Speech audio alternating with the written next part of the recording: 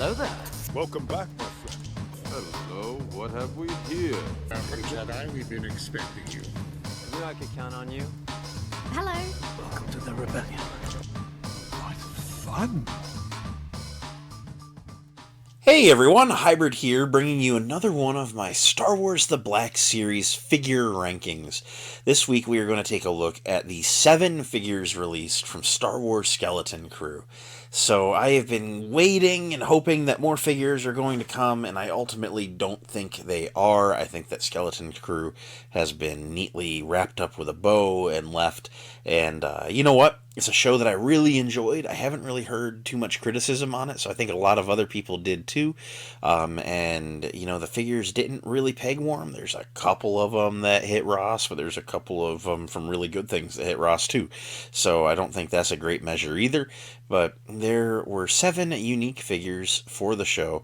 They covered all the bases of all of our main characters, and I really don't know what else we could be asking for. So that said, I think we just need to cut our losses, say that this subline of Black Series is done, and let's rank them. So again, as mentioned, 7 figures. Let's start with what I'm putting in spot number 7, which is Wim. I love Wim in the show. Great character. Love him. He's a great, curious kid. And the thing that I really loved with the figures for all of these kids is they tried to load them with accessories. You know, a lot of these shorter characters, you know, children or Yoda or whatever, they really tend to go light. So the fact that they were coming with walkie-talkies and flashlights and their backpacks, you know, I was like, hey, you know what? They're giving us a little more than normal. So that felt really good. The problem with the Wim figure, truthfully, is the likeness. It's a little bit rough, not gonna lie. I think there's a good likeness in there, but I feel like they maybe sculpted the face a little wide, a little fat, if you will. And his hair, it's poofy in the show, don't get me wrong, but the figure almost escalates it, you know, to like the next level, if you will. I don't think it's bad, and from the neck down, they've got his like school outfit perfect. Like they did a great job. The articulation is fine. I really don't have a lot of bad to say. And objectively, you know, I always say the shelf test. You know, stick the figure on the shelf, take a step back. What do you see? And in that case, I still do see Wim. It's not bad, but I think the other 6 figures from this show are just better, so that's why I put them higher. Talking about the higher ones, let's go to figure number 6, being KB. So her likeness is actually really good, and that's helped by her visor being stuck over her eyes permanently. I do wish that we had gotten a version where the visor articulated or was removable, because she does flip it up and use her real eyes a bunch of times throughout the show. Otherwise, she comes with her flashlight, she comes with her backpack, and her outfit, it's accurate to the show. It's just a little bit boring, you know, it's just that gray jumpsuit. And again, it's accurate to the show. There's just some more visually exciting figures here that gave Hasbro a bit more of a challenge, but there's nothing wrong with this figure, and so that's kind of why I had to put her over Wim. Figure number 5 is Fern. Fern has an excellent likeness, in my opinion. I feel like they did a really good job capturing the actress's face, and she's a little bit taller. I feel like she might be a year or two older than the boys, at least. You know, they've captured her inside-out jacket. She wears her school jacket inside out in the show a lot, and all like the line work in it is captured very, very well. Her backpack is done well. Her flashlight accessory is done well. I really have nothing negative to say. They did a really great job capturing Fern. I mean, just a great figure. These are all good figures, like, spoiler alert for the rest of the list, and the ones that we've already talked about. There are no bad Skeleton Crew Black Series. And spot number 4 is Neil, hashtag Neil Nation. Neil stole the hearts of everyone watching. He was the heart of the show, and they did a great job here. Neil is some type of elephantine-inspired alien, and so he is blue. He's got, you know, his trunk, and he's a little bit chunky, and despite being a little bit chunky, they gave him really good articulation all the same. They did an excellent job on the head sculpt here.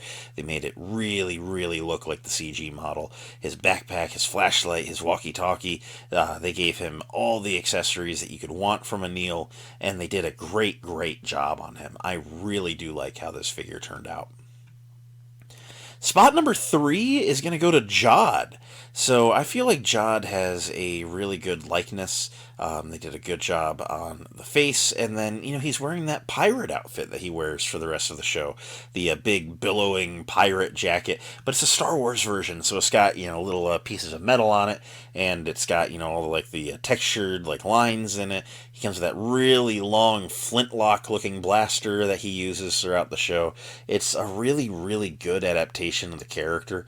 I wish that this figure had ultimately come with the lightsaber that they found in the cave, or in the treasure, cave, but I understand that they wanted to ultimately keep the presence of a lightsaber secret in the grand scheme of this show, and I figure I was really hoping we were going to get would be a Captain Silvo version of Jod, where he had his helmet back and the lightsaber, some more of like a finale Jod, if you will.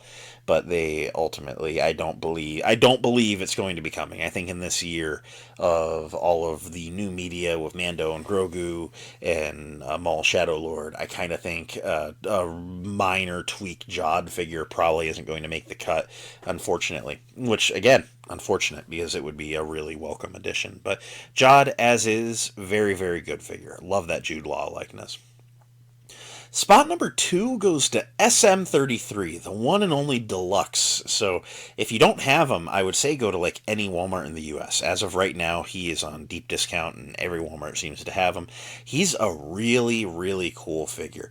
The only reason I couldn't give him number 1 is, he's a droid, he's made of metal, but the plastic they used on him is very silver plastic looking. I kind of wish they'd given him some more paint, but he has a really, really cool feature. In the show, SM33 can extend his limbs and grow taller, and the biceps and thighs and shins and forearms all have collapsible, they're like pistons. You just kind of have to grab the arm and pull it out, and it's a friction fit, and then it kind of pops into place at the very end so that you can then hold a pose on it.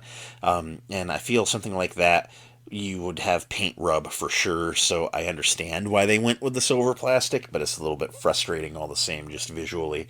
He comes with a really cool accessory of the little rat that can go inside of his head and poking out of his eye hole.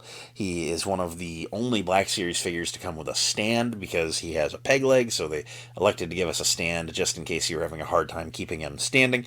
But his 1 foot is a big foot, so it doesn't really need the help, but it is nice that Hasbro was forward-thinking. I like that he has the swappable plates on the back of his forearms so that he can pop out the shields.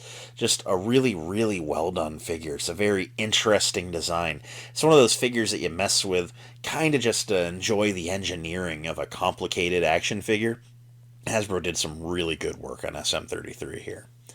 And then, talking about good work, figure number 1 is Pirate Captain Brutus. When these figures got revealed, I kind of knew that Brutus was going to be high up on my list.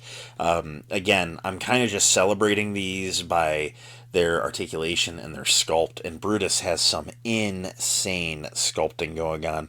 He has that Wolfman head with the red eyes peering out and the most gruesome, like, tooth-bared grimace going on.